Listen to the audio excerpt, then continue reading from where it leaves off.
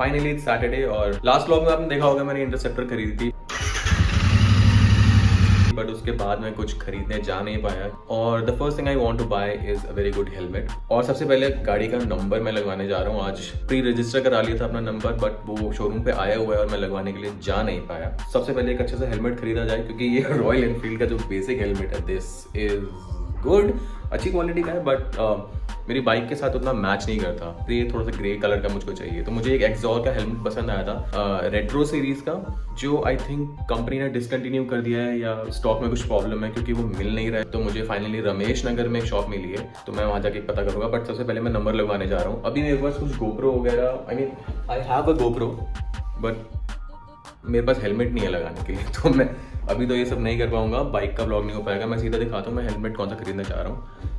मुझे और भी चीज़ें लेनी है, जैसे कि जैकेट एंड ग्लव्स भी शायद मैं आज खरीद लूँगा। हो सकता है रॉयल एनफील्ड से मैं बैश प्लेट भी लगवा लूँ, पर डिपेंड करता मैं कितने बजे पहुँचता हूँ। अभी 11 बज रहे हैं, सो निकलते हैं और देखते हैं। और ये भैया ने नंबर प्लेट लगानी शुरू कर दी है।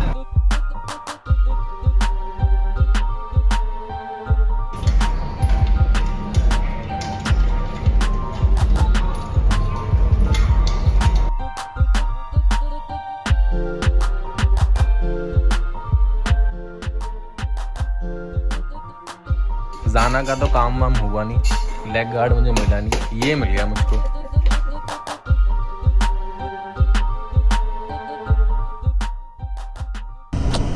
अभी एट प्रेजेंट मैंने एक्सॉर का जो रोग मैंने ख़रीदा था रेट्रो सीरीज़ का हेलमेट, वो मैंने पहना हुआ है। और आई थिंक जब मैंने पहली बार इसको पहना था उसी टाइम मुझे पहन के ये लगा कि मुझे इसका रिव्यू करना चाहिए, क्योंकि ये हेलमेट दिखने में बहुत ही सुंदर है, काफ़ी मतलब रेट्रो वाली फील देता है। But the only problem is actually there is not only just one problem, there are 2 or 3 problems with this helmet.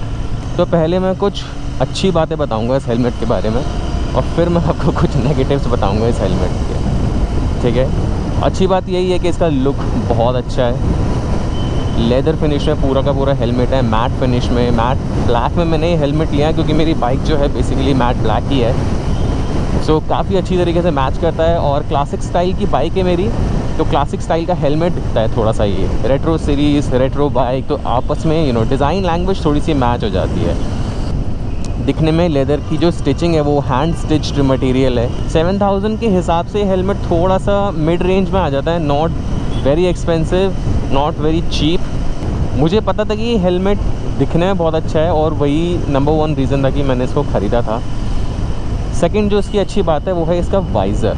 बाहर से जब आप इस हेलमेट को देखते हो बिल्कुल पिच ब्लैक दिखता है इसका वाइज़र, और ये धूप में बहुत ज़्यादा काम आता है इसलिए। बट इसका मतलब ये नहीं कि आप इसको रात में पहन के नहीं चला सकते। अगर एक वेल लिट रोड है, रोशनी है अच्छी खासी, या मीडियम भी रोशनी है, तो भी वाइज़र बंद करके इस हेलमेट को आप पहन के ईज़िली चला सकते हो।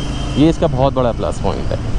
एक बहुत बड़ा पॉजिटिव पॉइंट ये कि ये डी रिंग के साथ आता है। डी रिंग अगर आपको नहीं पता तो मैं आपको बता देता हूँ। हेलमेट की जो बेल्ट्स होती हैं उनको जब आप बांधते हो तो उसमें अलग अलग टेक्नोलॉजी आती है, क्लिप टेक्नोलॉजी आती है, एक बकल आता है। तो डी रिंग जो है बेसिकली वो प्रूवन है बेस्ट टेक्नोलॉजी होती है हेलमेट स्ट्रैप्स के लिए। अगर आप बाई चांस खुदा ना खास्ता अगर क्रैश भी कर जाते हो तो ये हेलमेट जो है आपके सर से उतरेगा नहीं, उड़ेगा नहीं, क्योंकि डी रिंग जो होती है उसको तोड़ना बहुत ही ज़्यादा मुश्किल होता है। मेटल की डी रिंग्स होती हैं। तो ये हो गया इसका चौथा प्लस पॉइंट, डी रिंग। उसके बाद हम बात करते हैं इसकी फिट एंड फिनिश की। ये हो गया इसका 5वां और फाइनल अच्छा पॉइंट। इसकी जो फिट एंड फिनिश है एकदम ए क्लास है। इसकी जो पेंट जॉब है एकदम टॉप नॉच। उसके बाद आते हैं इसके नेगेटिव पॉइंट्स के। वो मुझे पता है कि आपने नेगेटिव पॉइंट्स देखने के लिए ही शायद ये वीडियो खोला होगा। जो पहला मेरा इंप्रेशन था जब मैंने इस हेलमेट को पहना था वो ये था कि इसकी जो विजिबिलिटी है, विजिबिलिटी इशू है इस हेलमेट में। अब मैं ये नहीं बोलूँगा कि विजिबिलिटी कुछ भी नहीं दिखता, बट जनरली हमें ओपन फेस हेलमेट या फिर बड़े बड़े वाइज़र वाले जो हेलमेट्स होते हैं उनकी आदत होती है। काफ़ी अच्छा एरिया दिखता है हमको handlebar to handle bar,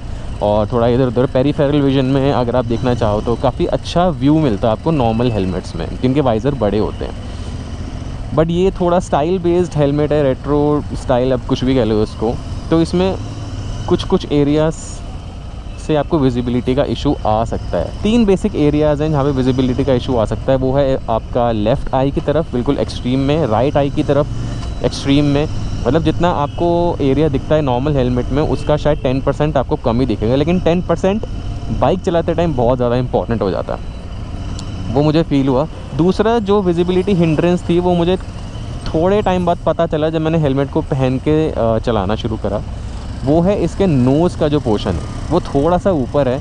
and because of that आप अगर सर्दी में जैकेट पहन के चला रहे हो तो जैकेट की आप चेन बंद नहीं कर पाओगे, या फिर जो आपके अगर टैंक पे कुछ रखा हुआ है तो टैंक पे आपको ठीक से नहीं दिखेगा क्योंकि इसकी नोज़ बहुत ज़्यादा ऊपर है, तो वहाँ पे हल्का सा विजिबिलिटी का इशू है।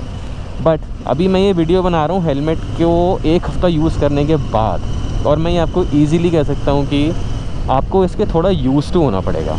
अगर आप क्रूज़र चलाते हो, अगर आप स्पोर्ट्स बाइक ले रहे हो तो स्पोर्ट्स बाइक को आपको यूज़ टू होना पड़ता है। आपको हैंडल बार नीचे होते हैं, थोड़ा सा अनकंफर्टेबल लगता है, लेकिन लॉन्ग टर्म के लिए आपको यूज़ टू होना पड़ता है। तो इस हेलमेट को जब से मैं पहन के चला रहा हूँ तो मैं थोड़ा यूज़ टू हो गया हूँ। यूज़ टू एज इन जब मुझे बाइक मोड़नी होती है तो मेरे को थोड़ी सी गर्दन ज़्यादा टर्न करनी पड़ती है। जब मैं यू टर्न लेता हूँ तो मैं थोड़े रुक के देखता हूँ कि भाई आसपास कोई है या नहीं है, फिर मैं आराम से यू टर्न लेता हूँ। एंड आई थिंक दैट्स, अब मैं इसको नेगेटिव बोलूँ या पॉजिटिव बोलूँ, बट ये चीज़ है। हर चीज़, जो भी आप नई चीज़ खरीदते हो उसके हिसाब से आपको खुद को ढालना पड़ता है कभी कभी, तो ये हेलमेट उन चीज़ों में से एक है। बट इसका चिन कवर नहीं है इस हेलमेट में, नंबर 1। जो आपके चीक के ऊपर जो पैडिंग होती है बहुत हल्की है, वो चीक पैडिंग मुझे काफ़ी हल्की लगी, ठीक है। उसमें भी मैंने थोड़ा सा कस्टम अपना फोम लगा के उसको सही कर लिया। अब ये थोड़ा मेरे को स्नग फिट सा हो गया। जब आप इस हेलमेट को पहन के कुछ टाइम चलाओगे, लोग आपको नोटिस करेंगे। जब आप थोड़ा सा और एफर्ट डालोगे अपने राइडिंग डायनामिक्स में, इस हेलमेट के अकॉर्डिंग अपने आप को अडाप्ट करोगे, तो आपको पता चलेगा कि ये हेलमेट जो है ये शेल्फ वाला हेलमेट नहीं है। This is a very good helmet, but ये बहुत ज़रूरी है कि आप अपने साइज़ का हेलमेट ख़रीदें। मुझे थोड़ा सा ऊपर नीचे साइज़ लगा इसका, मैंने एडजस्ट कर लिया। But if you are buying, make sure that you have a snug fit helmet on your head, because that is really important when you are riding either in city or on highway. Padding removable है, easily आप कोई भी intercom install कर सकते हो। एक चीज़ जो आपको और यूज़ टू होनी पड़ती है वो है इसका डी रिंग। अगर आपको डी रिंग चढ़ानी नहीं आती, आप यूट्यूब पे देख सकते हो, बहुत ईजी होता है। लेकिन उसको भी it's not as easy as a normal buckle वाला थिंग कि स्टैप डाला, बकल हुआ, बात ख़त्म। डी रिंग को आपको प्रॉपर्ली लगाना पड़ता है और उसके बाद ही आपको राइड पर जाना होता है, अगर आपको डी रिंग का फ़ायदा चाहिए तो। इस वीडियो में मैंने जाना के लेग गार्ड की बात करी थी, बट वो तो नहीं हो पाया क्योंकि जाना की शॉप मुझको मिली नहीं करोल बाग में, और मैं बहुत घूमता रहा, इतनी ज़्यादा भीड़ हो गई, मेरा सर दर्द हुआ और मैं वापस घर आ गया। नेक्स्ट टाइम लोकेशन मैं मिलने वाला हूँ करोल बाग में, और हम लोग जाएंगे जाना का लेग गार्ड लगवाएंगे। और इसमें एक नाइट आई की भी मिसिंग है अभी, इसमें सिर्फ नॉर्मल हेलोजन लैंप लगा हुआ है। कुछ चीज़ें मैंने बाइक में और ऐड कराई थी, जैसे कि बोबो का ये वायरलेस चार्जर। इसमें आईफोन मेरा वायरलेस ही चार्ज हो जाता है। इसके पीछे एक बटन है, ये पूरा का पूरा वाटर प्रूफ है। ये भी मैंने बाइकोहॉलिक नोएडा से लगवाया था। और मैंने रॉयल एनफील्ड के ये ग्लव्स खरीदे थे, वो तो आपने अभी ब्लॉग में देख लिया होगा। ये काफ़ी अच्छे ग्लव्स हैं, ऑल सीज़न तो नहीं है, गर्मियों में चलाने के लिए बेसिकली। इसमें खास बात ये है कि इनके जो नकल गार्ड हैं ये असली कार्बन फाइबर के बने हुए हैं। This is real carbon fibre, वो नकली वाला नहीं है कि ऊपर से स्टिकर लगा दिया। This is real carbon fibre, और मैंने इसको बेंड करके सब कुछ देखा था, बहुत ही तगड़ा मटेरियल है। अब कार्बन फाइबर की खासियत ये होती है कि बेंडेबल होता है, लेकिन ये टूटता नहीं है और स्ट्रॉन्ग होता है, और जब भी इम्पैक्ट होता है वो उस इम्पैक्ट को एब्जॉर्ब कर लेता है। सो सेफ्टी वाइज बहुत अच्छी रेटिंग है इन ग्लव्स की। बट अभी आज के व्लॉग में इतना ही, ज़्यादा कुछ मैंने अभी बाइक में करवाया नहीं है। जैसा मैंने कहा कि धीरे धीरे काम करवाएंगे। नेक्स्ट व्लॉग में मैं आपको मिलता हूँ लोकेश के साथ, प्रोबेबली देखते हैं, शायद उत्तराखंड का प्लान बन सकता है। अरे ऑलराइट, मिलते हैं नेक्स्ट व्लॉग में। Till than happy biking guys and girls.